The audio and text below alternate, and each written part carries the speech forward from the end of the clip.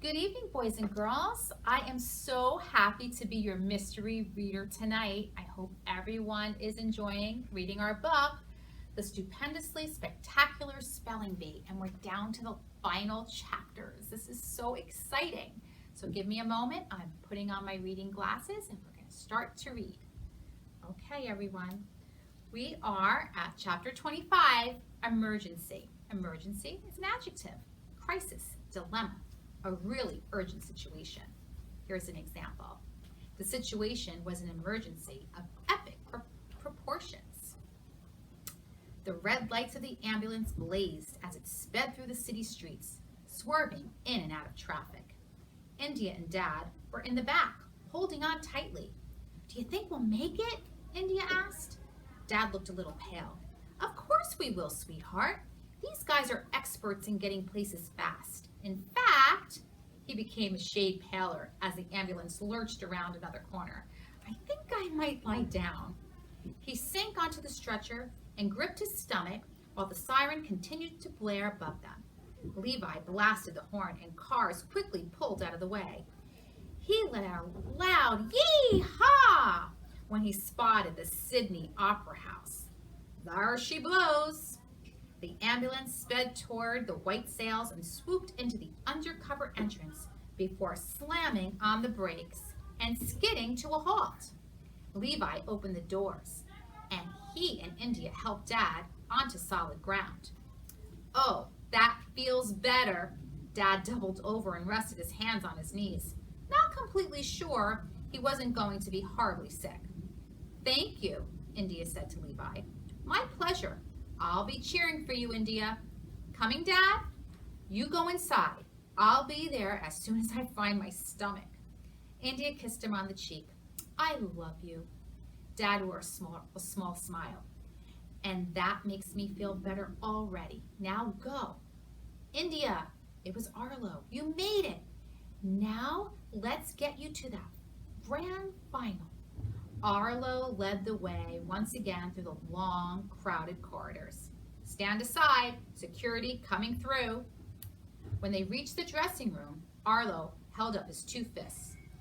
"Go get him, India Wimple." Trudy had been waiting for India, but her relieved smile instantly fell when she saw what India was wearing.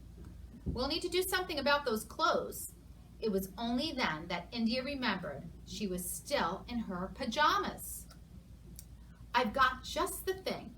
Trudy rifled through the clothes rack and selected a dress. India quickly changed and turned to the mirror. It was a pink silk dress that rippled just above her knee and made India feel as if she were staring at somebody else. After brushing her hair and applying a quick dab of face powder, Trudy leaned over India's shoulder and whispered, "It's time to show those kids how it's done." Trudy led India down a hallway to the wings of the concert hall stage. The air was alive with excitement. The crew was doing final lighting and camera checks, and the contestants were chatting nervously or cramming in a last-minute practice. India had lined up behind the other contestants, catching her breath, when Rajesh spotted her. "You're here," he said. "I looked everywhere, but couldn't find you." "Boo's in the hospital." "Why? Is he okay?" "He had an asthma attack." This was the first time India had said it out loud, and it made her want to cry. "It was bad, but he's going to be fine." "I'm glad." His face lifted into a wide Rajesh smile. India smiled too.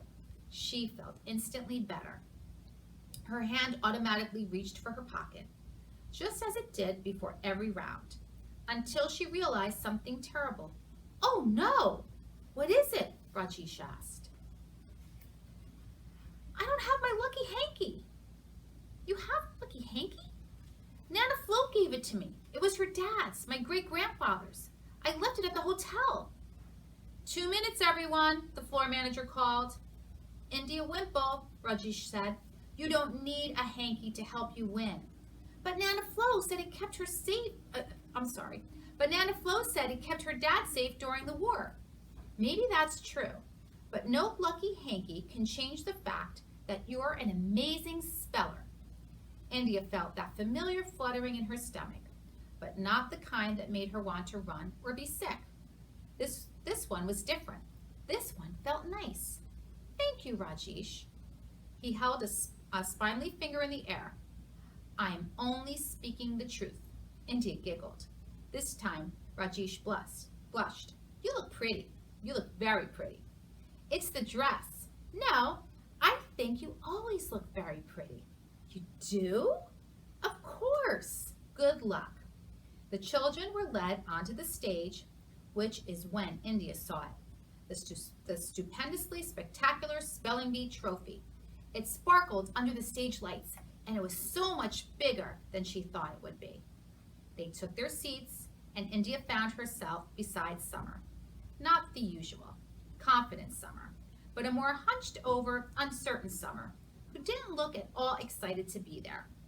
Are you nervous? India asked. Me? The old Summer returned, looking the very definition of confident. Why would I be nervous? I am the only person in this competition who has spelled every word correctly. India was disappointed. Summer was still cranky, which must have meant her parents never made it. Her ingenious plan hadn't worked. It's true, but good luck anyway. Summer eyed her warily. Thanks. You're welcome. In the audience, a man wearing a security jacket buttoned over sunflower pajamas was being shown to a seat in the front row. It was Dad, in what looked like Arlo's jacket. He sat beside the Kapoors. All three waved and gave a thumbs up just before the lights dimmed.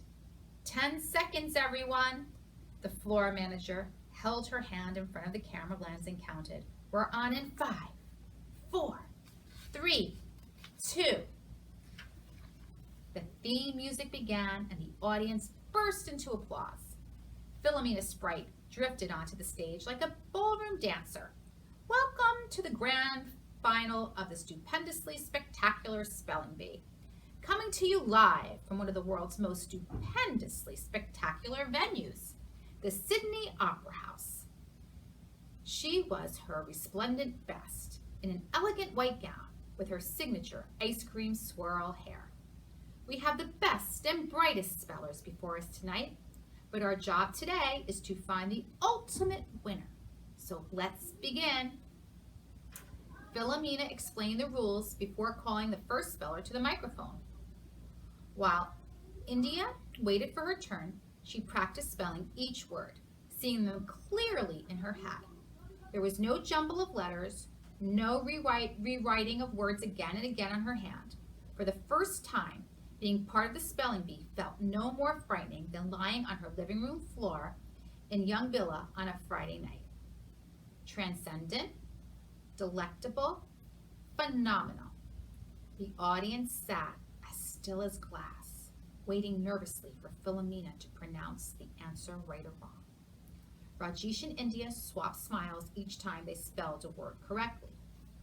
As the rounds progressed and the words became harder, more contestants misspelled their words and had to leave the stage.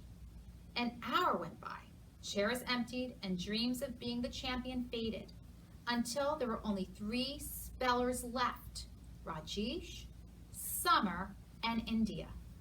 Oh, boys and girls, this is getting really exciting. I want to bite my nails. Each time they approached the microphone, they were presented with a more difficult challenge.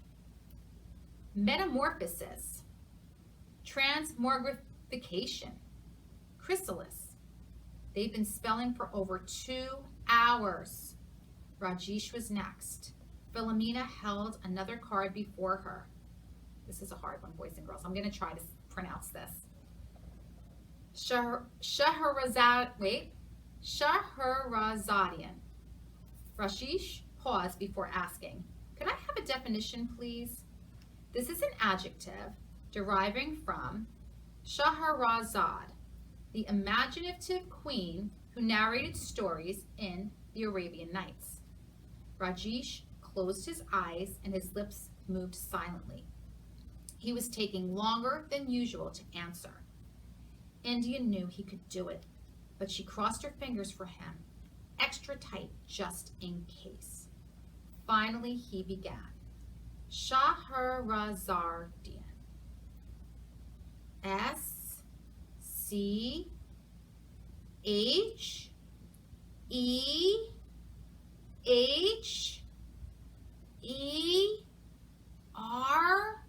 He paused and closed his eyes again, as if he were looking at the word one more time to make sure.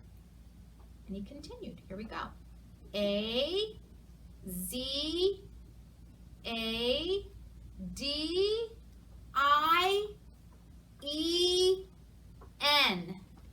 The audience waited. There was absolute quiet. Philomena paused for effect, and India already knew what she was going to say. She saw Mr. Kapoor's lower lip tremble. That is incorrect, I'm afraid. The spelling is S-C-H-E-H-E-R-A-Z-A-D-I-A-N, which means, sadly, we have to say goodbye. She turned to the audience. Please join me in congratulating Rajesh on being one of our top 3 spellers in the country. The audience clapped, and Rajesh's dad wiped away a tear and cried out above them all, "Bravo, my son!" Rajesh winked at India as he walked off stage. It was a wink that said, "You can do it." And now for the moment of truth. Philomena invited Summer and India to stand beside the microphone. Good luck to you both. Okay, boys and girls, this is really getting exciting. Let's see what happens. India tried to catch Summer's eye for a last good luck glance, but Summer kept her gaze firmly ahead. The parade of words continued. Reminiscences. Here we go. Frobjus. Peripetia. Each one was spelled perfectly. Summer stepped up to the microphone, eager for the next. Consanguineous, Philomena said. This is an adjective meaning of the same blood or descended from the same ancestor, like your biological parents. India saw Summer flinch, just a little, but she straightened instantly. Consanguineous. Summer actually stammered a little as she said it. She looked down at her shoes. They sparkled under the studio lights, but she said nothing. 30 seconds. Philomena repeated, jolting Summer to life. She began to spell. C-O-N, but something caught her eye, or someone. Summer squinted into the audience. It was your mom and dad. They made it. They were really here. A bell sounded through the hall. I'm sorry, Summer, Philomena said. Time is up, which means you forfeit your turn. There was a brief moment when Summer didn't move, until she nodded and, to India's surprise, smiled. Philomena invited India to the microphone, the card for the next word held firmly in her hands. India Wimple, if you spell this next word correctly, you will be our new champion. Are you ready? After months of practicing and all those nerves and nagging voice inside her head, India Wimple had made it to the grand final. Just thinking about it made her teeter for an instant, but she grabbed the mic stand and steadied herself just in time. I think I am. From the front row, Dad sat in his pajamas and security jacket with a grin plastered across his face. He gave his usual dad wave. India was indeed ready. Your word is transcendent. India glanced at Summer, who didn't seem bothered at all that she hadn't spelled her last word. She even seemed happy. This is an adjective meaning to go beyond ordinary limits, to surpass or exceed. All around the country, people watched India Wimple stand on stage at the Sydney Opera House, from St. Michael's Hospital to the Prime Minister's residence, from the lobby of the Grand Hotel to the packed community hall in a small town called Youngavilla. If I used it in a sentence, I could say Her achievements could only be described as transcendent. Transcendent, India began. Transcendent.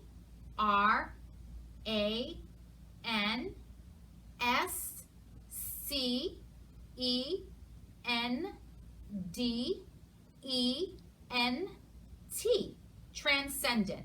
Rajesh's smile lit up from the side of the stage. Philomena, who never liked to reveal the answer too soon, slowly and carefully began to speak. India Wimple, that is correct. You are our new, stupendously spectacular spelling bee champion. I am? The audience laughed. You most certainly are. India was caught in the sudden dazzle of flashing lights and confetti falling from the ceiling. A rush of applause and cheers filled the hall. Dad was escorted onto the stage, where he threw his arms around his little girl and swung her into the air. Philomena lifted the trophy from its stand. It is my pleasure to present you with the official Spelling Bee trophy. India reached out and took the handle, but it was heavier than she'd expected, and she almost dropped it. Dad caught it just in time and helped her hold it in the air while cameras flashed and clicked. When everyone quieted down, Philomena's sprite continued. As always, here is your $500 gift card for Mr. Trinket's Book Emporium. India clutched the envelope. She had seen the gift card handed out to so many children in the past, and she instantly ran through her head all the books she would buy. Thank you. You certainly earned it, but we have something else. Dad took the trophy, and India tried to slow her breathing, but it wasn't working. Here's a check for $5,000. The audience gasped, and India held the piece of paper carefully. She was absolutely certain this was the most exciting moment of her life. But Philomena wasn't finished yet. Money you are going to need, because you and your family are off on a glorious vacation to the destination of your choice. Now it was Dad's turn to nearly drop the trophy and for India to save it from crashing to the ground. The audience laughed in relief, including Philomena. With the whole world at your fingertips, where would you like to go? India Wimple instantly knew the answer. There's a small beach in India where my mom and Dad met. India looked at Dad, whose eyes brimmed with tears. I think it's time the Wimple family went there. This, of course, made Dad blubber even more. And I even have goosebumps, my goodness. The audience offered one collective sigh, and even Philomena wiped away a tear. Is there anything else you'd like to say? India took a deep breath. I'm here today because of my family. Mom, Dad, Nana, Flo, and my brother Boo, and also the town of Yungabilla. I've always loved spelling, but I'd never have been brave enough to enter this competition if it hadn't been for them. She looked directly into the camera. This is for you, Boo, the best brother in the whole world. But I also want to thank Summer and Rajesh. Summer looked up. Two of the best spellers I know. The floor manager ushered them both to the center of the stage. I think they're champions too. There was another burst of applause and camera flashes as all three stood together. This gave Rajesh's dad another chance to stand up and cheer, "Bravo!" Philomena turned to the camera. That's it for another stupendously spectacular spelling bee. Thank you to our superlative spellers, and to you, our magnanimous audience. Would you like the chance to stand on this very stage just like India Wimple? If you think you have what it takes, why not sign up? Because the next spelling bee champion could be you. As the theme music played, Rajesh's parents hurried onto the stage, and there was an explosion of kisses and hugs. India noticed something else through all the commotion. Two more people were hurrying across the stage. Summer, darling! The woman wore a figure-hugging dress and a long, fine coat, while the man followed in a finely tailored suit and silk cravat. Summer threw herself into their arms. Mom, Dad, you made it! We couldn't stay away, her dad said. Not after we received that message from your friend. My friend? Yes, your friend India. Summer shot a confused glance at India, who simply shrugged. When we spoke yesterday, we thought you preferred us not to be here. We were thrilled when India told us that wasn't true. So we canceled everything and asked Nathaniel to fly us here immediately. You did? Why, yes. We didn't want to miss your big moment. India couldn't help but notice that Summer didn't look like the pushy, mouthy girl they first saw in the Hotel Grand. She looked like someone altogether nicer. And to celebrate, we booked a table at La Rendezvous, your favorite restaurant, her dad said. And we warned them we'd be bringing our very own champion. He held out his hand. Care to join us? Her mom held hers out too, and Summer gripped them both. I would love to. As she left the stage, holding her parents' hands, Summer smiled at India and mouthed the words, "Thank you." And India silently replied, "You're welcome." Oh, isn't that exciting, boys and girls? Okay, now we're coming to our last chapter, chapter 26, splendiferous, which is an adjective meaning excellent, wonderful, superbly marvelous. Who would have thought such a bumpy start would lead to such a splendiferous end? There's really not much more to say about the Wimples and the stupendously spectacular spelling bee. India Wimple appeared in the newspapers and on TV shows all over the country and didn't mind the attention at all. She even enjoyed it. But what was really special was the barbecue held in her honor at the Youngabilla Club. Everyone in town showed up. The school band played tunes that seemed somehow familiar, and the mayor gave a speech. For dessert, Mrs. O'Donnell baked a giant-sized blueberry cheesecake with a message written on top that said, "Welcome home, India. We knew you could do it." India Wimple still adored her family, and that was still the most important thing about her. But she was no longer terribly, horribly shy. She was ingenious and fearless and a champion speller, and she made a new friend. Over 1 million people watched India become the new, stupendously spectacular spelling bee champion, including one very special person who sent a very special messenger to the Wimple home, who they discovered when they answered a knock at the door. India stood before a tall, well-groomed man who she instantly recognized. "Mr. Noble? What are you doing here?" It was indeed Mr. Noble. When he opened his mouth to answer, Dad appeared beside India. "Mr. Noble, what a pleasant surprise." "Why, thank you. Not a flow squeezed between Dad and India. "Who is it?" "Mr. Noble," Dad said. "Why has he come to see us?" "We're not sure," India answered. "He hasn't told us yet." "I have come too," Mr. Noble tried again, but Boo wiggled between them all. "Mr. Noble, what are you doing in Youngabilla?" "Well, I am here too." Let's see. Turn the page. Uh-oh. Mrs. I's having a problem turning this page. There we go. Mr. Noble, Mom this time. "What can we do for you?" Mr. Noble sighed, wondering if anyone else was going to pop their head out of the house.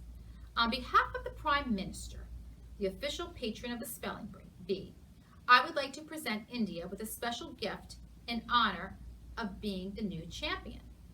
Mr. Noble handed over a rather heavy package and a card.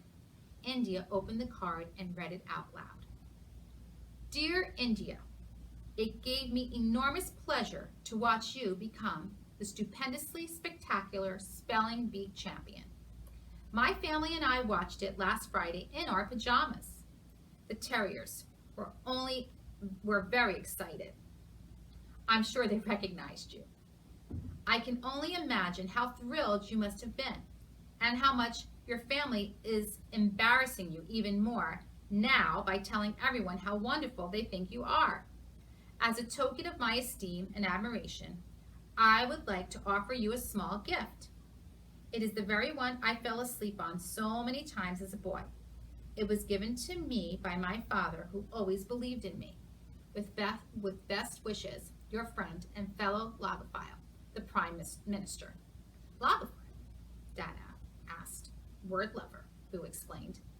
India tore off the wrapping paper. Inside was a battered, well-worn dictionary. India thought it was one of the nicest presents she'd ever been given. So we leave the story for the last time on a beach in the sunshine with the Wimples reclining on deck chairs. Nana, Flo, Dad, Mom, Boo, and India. And beside them were the Kapoors. India and Rajesh sat beside Mom and Dad, who told stories about the first time they met. Mr. and Mrs. Kapoor held hands and laughed, just like they used to before the spelling bee. Boo had a book nestled on his lap and was reading fascinating facts about India out loud. Did you know how shampoo, chess, and chutes and ladders were invented in India? No, India said, sipping her drink. But I do know they have the world's most delicious mango lasses. Nana Flo opened her bag, wondering which of the treats she'd taken from the breakfast bar she would eat first. Banana, anyone? She handed out her stash of fruit while Rajesh took a sip of his coconut juice. It has been very nice getting to know you, India Wimple. You too, Rajesh Kapoor. But there's something I've been meaning to tell you, he said, suddenly very serious. And you may not like it. What is it? I think you're wrong. About what? I think you are good at this people thing. His smile lifted his cheeks. In fact, I think you may be better than anyone I know. You just didn't realize it. Thank you, Rajesh. He held his finger in the air and whispered to his father so his father wouldn't hear. I'm only speaking the truth. India laughed, and just like that, a terribly, horribly shy girl from Yungabilla, who became the stupendously spectacular spelling bee champion, dug her toes into the warm sand and settled back onto her deck chair on a beach in India, where the story of the Wimples first began. The end. Boys and girls, I hope that you enjoyed reading with us just as much as we enjoyed reading with you. And just think, when you put your mind to something, just like India did, you can accomplish everything. So, boys and girls, I know you all have a dream, and remember, you can become your dream. Enjoy. See you tomorrow at school.